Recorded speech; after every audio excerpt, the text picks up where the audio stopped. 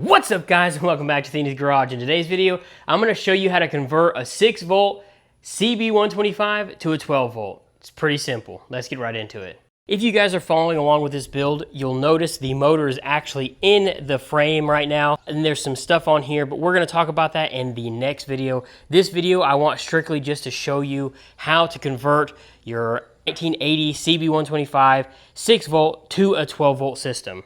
The main reason I'm doing this is just for basically to modernize the bike, make it a little bit easier to get parts if I need them, bulbs, just batteries, stuff like that. If you need a jump because these bikes will not run without a battery, you obviously can't get a jump because everything's 12 volt. It's just really what I wanted to do. It was pretty cheap to do it, so I'm going to show you real quick. Your first step is your battery. You're gonna have to get a battery, a 12 volt battery. I got this battery cheap on Amazon. It was like $19. I'll have it linked down below. The next step you're gonna have is a new rectifier, a new LED flasher, a new ignition coil, a new horn, and new lights all the way around. So your rectifier, I ended up routing it up through here. You can't even see it anymore. It's up through here now. I rewired this. Your stock rectifier has 4 wires coming out of it: pink, green, yellow, and red.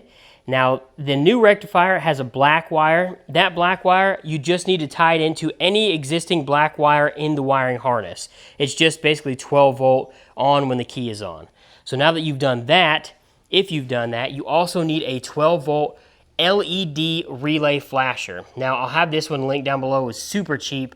I think it was like $8, maybe even less. You have to have one of these because if you're doing this conversion the way I did it on the cheap, you have to have LED lights in all of your lights. This is the only way this will work because this stator on the stock CB125 does not create or generate enough watts to keep up with all the incandescent bulbs if you switch over to 12 volt incandescents. Now, for the sake of this video, every bulb in this bike currently is incandescent, but I'm not running it. It's not actually even started yet, so I'm not worried about these bulbs. I will be converting them over to LEDs. Now, your next step is going to be getting an ignition coil. This one, I kind of had to modify to get in here in order for it to sit here. I could have probably zip tied it. It has 2 wires coming out, so you don't have to ground it to the frame, but you have to have an ignition coil. So, steps: battery, flasher relay, rectifier, ignition coil, and horn. Yes, you actually have to replace your horn. The horn on the stock CB is a 6 volt system, and I think if you throw 12 volts through a 6 volt system, it'll probably fry that horn. Along with your bulbs, if you do not change these bulbs out, the 6 volt bulbs, they will blow because they're getting double the voltage to them, and they won't last long. You have blinker lights, 4 of them that need to be changed out to LEDs, 2 in the front, 2 in the back. You have 3 lights up here on your little control panel that you need to switch out. And then your brake light, tail light, and then obviously your headlight, which I don't have one. Battery, relay,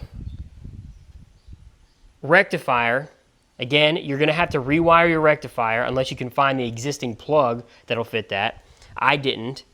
An ignition coil, which just plugs right into your factory harness. A new 12 volt horn, again, which just plugs directly into your factory harness. And all your lighting. That's how easy it is to convert 6 volt on a CB125 to 12 volt.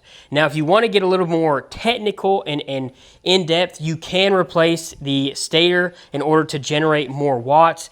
I didn't want to do that. I'm just going to switch over to LEDs because they draw almost no power compared to incandescents.